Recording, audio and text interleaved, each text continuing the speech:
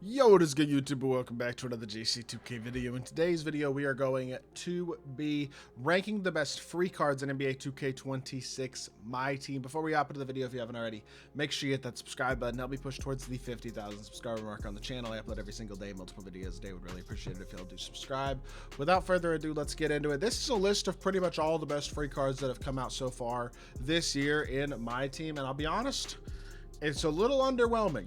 Just being completely honest with y'all. When you look at the amount of like legit free cards we've gotten, every card in this list actually free, it's not an insanely great list. There are some good ones for sure, but it's a bit underwhelming, no doubt about it. We'll start with Joe Johnson, and remember, this is not all these cards are good. So Joe Johnson is like, I think, a B tier. I actually really like his jumper. His stats and badges are pretty solid, but he's a little slow and he's not great defensively. I mean, honestly, the stats and badges are a bit underwhelming. I think that is a completely valid concern to have. I do still think that they are very good.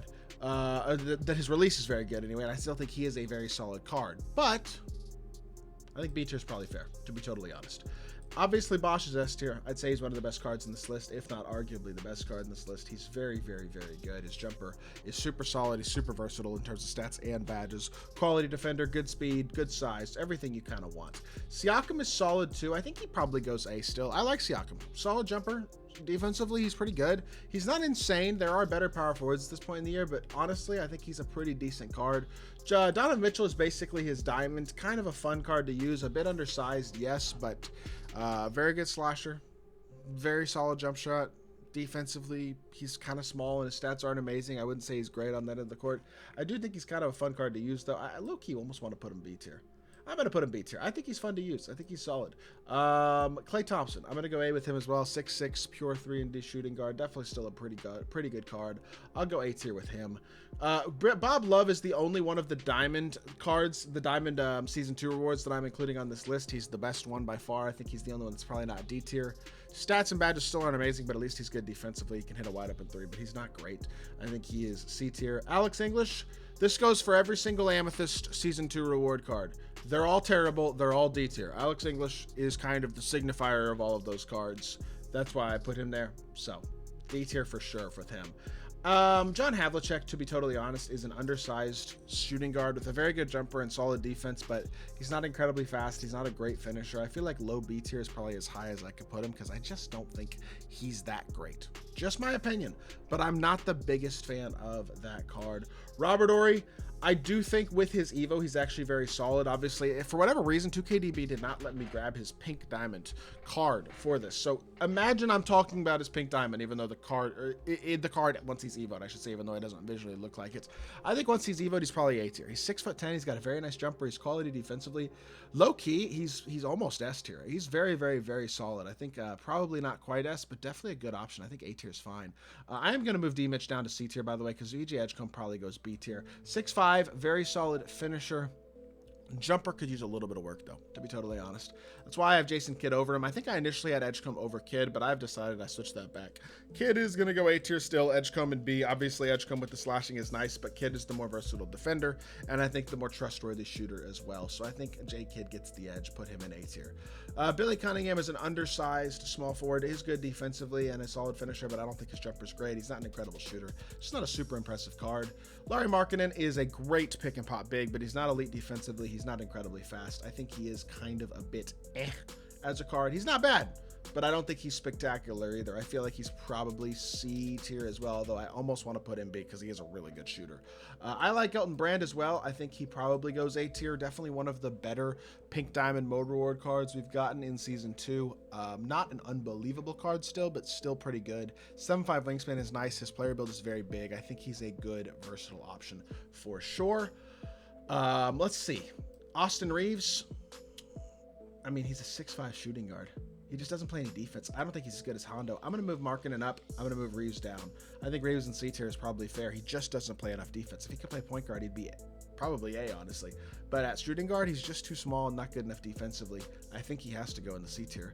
Jimmy Butler's a fine small forward, but he's not a special card at all. I think he's C tier as well. Not incredibly complete stat and badge-wise. Good, but not great.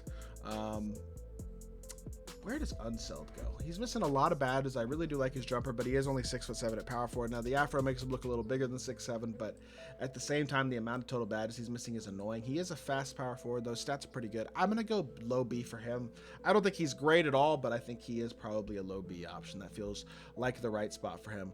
I actually kind of liked Cassell when he first came out, but honestly, a non-dunking point guard who's not amazing defensively and not a great finisher, I think he kind of has to go D tier realistically. I just don't know if I could put him above anybody else on this list. Tobias Harris is a great shooter, but honestly a pretty much total non-factor everywhere else. He does look like Giannis on the court this year. I don't know why his player build is so big and why he looks legitimately, I'm not even exaggerating, he looks like Giannis. I don't know why, but he doesn't defend, he doesn't really finish, he's not fast, he's just a great shooter, but that's not enough to get him out of the D tier. Glenn Rice, our second S tier finally, 6'8" small forward, really good release, actually moves pretty nice, solid slasher, solid defender, definitely the best small forward on this list. I think he's pretty easily S tier, like no doubt about it. Trae Young is easily D tier. Him and Tobias are two of the worst cards on this list. Obviously, Alex English isn't very good either, but I think he's easy D tier. Like no non-defensive, non-dunking point guard who's also small. I'm good. Risa Shea, I'm actually going to put S tier. I like Risa Shea more than Klay Thompson. Call me crazy. I really think he's super good. I think he's the best shooting guard on this list. He's a quality 6'10" creator. Can put the ball on the floor a little bit and has really nice sigs, honestly. And then just the size is valuable, and he's got a good jump shot this year too. I think he's good.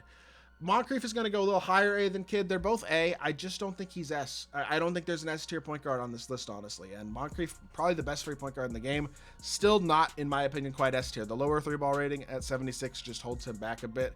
His jumper's really good, but it's hard to trust it with a lower three ball rating. And that is, I think, a little bit of an issue as much as I like everything else about the card. OG Anunoby, I'm going to go S tier with him as well. Going to have a couple S tier small forwards. OG, just with his size, his release, and his defense is solid as heck. He's not unbelievably big, I guess, but he has a really good jump shot, really good dunking, and really good defense. He's a very, very, very good option. At the small forward position, another great free small forward. MPJ is a great shooter with a really good release and even a bit of movement. Defensively, though, does leave a bit to be desired. Not a bad card, a solid high B tier, definitely good, but not unbelievable, I would say. Jack Sikma's also going to go S tier for me. I think he is also one of the best bigs in my team. Him and Bosch are easily the two best free bigs in my team, and honestly, guys who should kind of be on everybody's squads, I would say, because he is an extremely, extremely good card in his own right. Great jumper, great defender, pretty versatile, super solid option. Patrick Ewing, I'm putting him C tier. I don't care that his stats and badges are good. He has the worst jumper in the game. That might be gassing it a little bit, but it's certainly one of the worst jumpers in my team. I think it really holds back the card. I just can't go higher than C tier with him. I do not think he's very good. I really don't. His jumper just absolutely kills him. He's not really a threat as a shooter, and I think that puts him C tier.